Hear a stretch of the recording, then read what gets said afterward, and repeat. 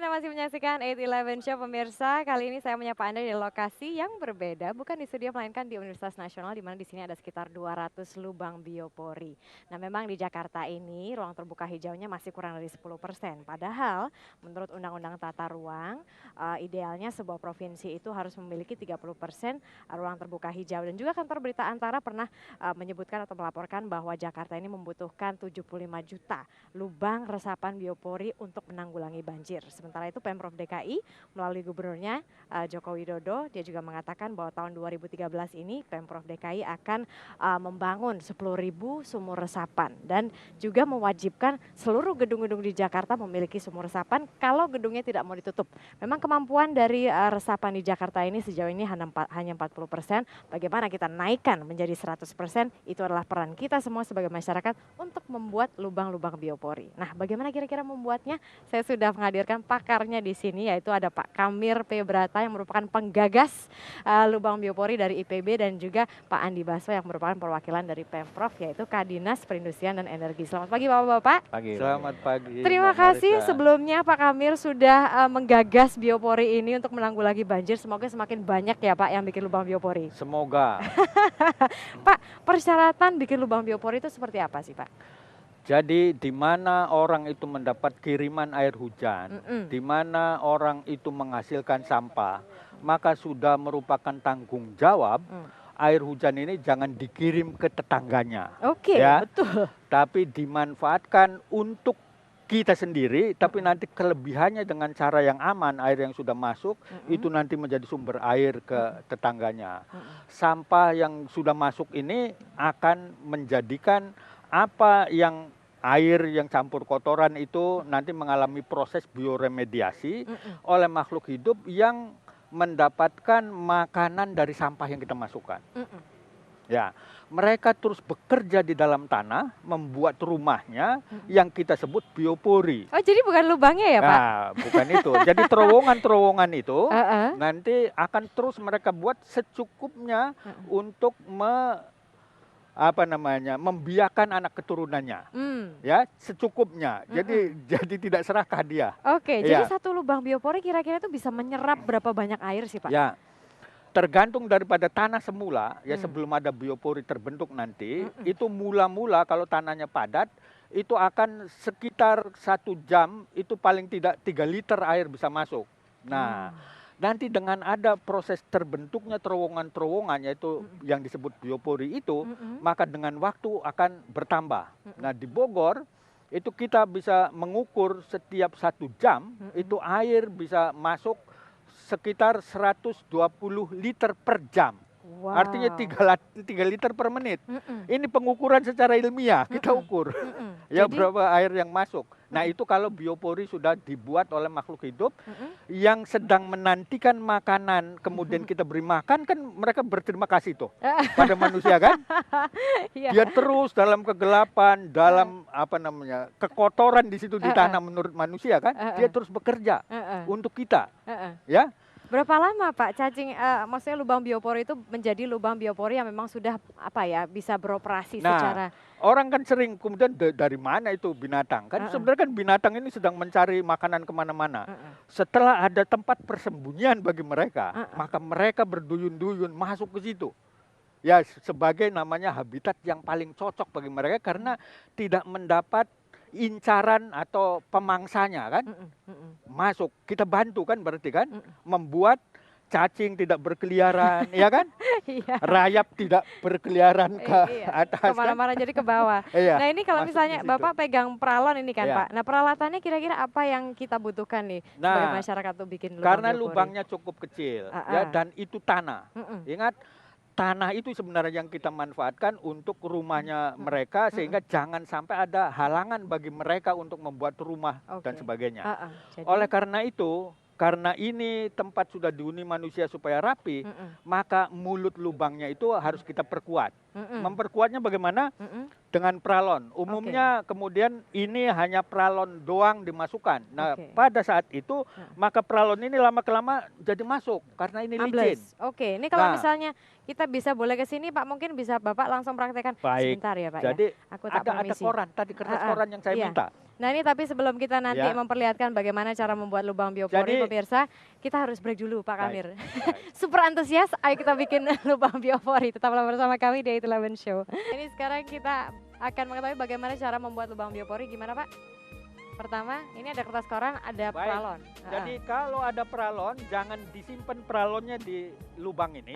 Ya, tetapi kita pakai peralon ini untuk mencetak saja. Oke. Nah, supaya bisa dicabut, maka peralon ini harus kita antarai dengan kertas, ya, kertas bekas. Ya, keliling begitu. Kemudian kita matikan begitu. Kemudian kita dudukan di sini. Nah, kemudian kita gali tanahnya untuk tempatnya semen yang kita masukkan. Oke. Ya, pada saat semen itu sudah rapi, nah alatnya yang paling mudah untuk itu sendok makan yang bekas saja, plek plek plek gitu kan. Kemudian kita gores dengan punggungnya itu rapi sekali, ya kan. Nah kemudian ini kita cabut. Nah, yang tertinggal kertasnya di sana, ya kertas ini kita masukkan. Oh. Ya. Nah, kemudian ini kita hias dengan apa namanya? Dengan keramik, pecahan keramik. Yang kalau berserakan itu kan tajam itu. Ya, bisa melukai kaki orang kan? Iya. Nah, kalau dipasang di sini jadi cantik. Jadi cantik. Tapi kedalamannya 1 meter ya, Pak? Nah, kedalaman lubangnya maksudnya. Kedalaman lubangnya. Kedalaman lubangnya kalau bisa bor ini. Tapi kalau misalnya 30 cm saja sudah ada batu, ada puing, ya biasanya kan ada timbunan puing nih, sudah cukup 30 cm. Oh ya? Iya, sehingga kalau kita lihat nanti 30 cm itu kan kita bisa masuki sampah sudah. Iya. Dan kita bisa lihat juga bahwa air yang tidak meresap ke sana itu akan masuk di situ. Oke, misalnya satu rumah nih Pak, rumah itu idealnya punya berapa lubang biopori sih Pak? Misalnya 100 meter persegi. Nah, 100 meter persegi itu menurut apa namanya, kalau tanahnya seperti ini, ya tanah yang halus sekali, nah itu bisa antaranya itu 30 sampai 40 lubang. Disebar di mana Pak? Banyak amat katanya kan. Nah, lihat satu keliling pohon saja sudah bisa dibuat 6, masih jaraknya jarang, ya kan? Jadi artinya 40 cm itu kalau punya pohon berapa udah cukup membuat lubang. Tidak perlu membebaskan tanah karena tanah yang ada ini yang kita pakai. Tapi lokasinya kan nggak boleh sembarangan juga dong Pak, nggak bisa di tengah-tengah gitu dong Pak. Jadi lokasinya adalah kalau itu tempatnya main, maka jangan begitu saja dibor di situ. Nah, kita harus cari tempatnya di tempat yang bukan tempat main. Contoh misalnya di pohon ini kan orang tidak akan nyeruduk pohon kan? Di sini dibuat alur.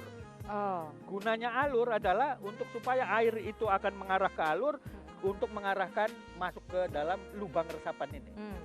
Ya, kalau tidak ada alurnya, lihat saja air ini kemana-mana, tidak akan masuk sendiri ke lubang. Ya kan? Jadi nggak bisa sembarangan tempat juga ya Pak? Nah, termasuk ada orang yang karena kalau terserak itu kan nggak tahu bahwa di situ ada lubang kan? Kalau di sini kan sudah ada jelas apa namanya tempatnya. Oke, nah nah ini contoh misalnya. Jangan sampai kita menganggap kalau ini rumput, banyak pohon, itu air bisa masuk sendiri. Kenapa? Karena itu akan tersumbat atau tertutup oleh lumut yang tumbuh. Ya, lumut yang hijau itu. Sehingga air tidak bisa masuk sendiri. Oleh karena itu, manusia bisa melihat kalau air tidak bisa masuk dan akan mengalir ke tempatnya orang lain, ya selain kita tidak memanfaatkan air yang sudah dikirim ke kapling kita itu, tapi orang lain yang di tempat rendah nanti dapat kumpulannya, itu yang kita sebut dengan banjir kan. Nah itu yang terjadi di Jakarta kemarin. Nah jadi setiap orang karena tahu bahwa ini dulu ini hutan, fungsinya adalah sampah yang di hutan dan air yang jatuh di hutan itu masuk. Maka kita bertanggung jawab setelah merubah menjadi bangunan ini, itu supaya air bisa masuk dan sampah bisa terproses secara alami. Nah sekarang bangunan itu bobotnya berapa ton? Kalau tanahnya itu tidak kita bisa pertahankan isinya, maka sebenarnya ini sudah ambles. Ya ada ukurannya itu. Nah ini kan ngomong-ngomong tentang banjir kemarin yang terjadi nih, Pak Andi, Pak Jokowi kemarin mau bikin 10.000 sumur resapan pokoknya tahun 2013. Sejauh mana ini Pak rencananya? Ya, sebagaimana yang dicanangkan oleh Pak Gubernur ya mulai tahun ini kita akan mencanangkan 10.000 sumur resapan. Kapan mulainya, Pak? Sekarang sudah dimulai di halaman Balai Kota itu, kalau Mbak Marisa lihat itu ada 9 sumur resapan yang kita buat. Itu untuk menghindari terlalu banyaknya runoff atau limpasan air yang masuk ke drainase. Sehingga drainase itu tidak perlu lagi penuh kalau memang sebagian airnya sudah kita bisa masukkan ke dalam sumber resapan yang kita buat itu. Oke, nah kira-kira nanti setiap gedung aja nih Pak, setiap gedung harus punya berapa sumber resapan biar efektif? Itu ada hitungannya. Kalau kita ikutin peraturan gubernur nomor 68 tahun 2005, itu setiap luasan yang dimiliki oleh gedung atap 50 meter persegi itu paling tidak membutuhkan lubang resapan, sumber resapan itu untuk kapasitas 2 meter kubik. Oke. Itu ada panduannya. Oke, kalau ada 100 kelipatan mungkin 4 meter kubik. Oke, baik. Nanti semoga sukses ya Pak dengan sumur Iya, resapannya. Karena memang sumur resapan dan lubang biopori ini berbeda. Kalau sumur resapan kayaknya tugasnya Pemprov gitu karena memang lebih besar skalanya. Tapi kalau kita nih masyarakat bisa bikin lubang biopori. Nah, itu dia pemirsa, semoga Anda bisa mempraktekkan langsung. 11 Show masih akan kembali dengan berbagai informasi lainnya. Tetap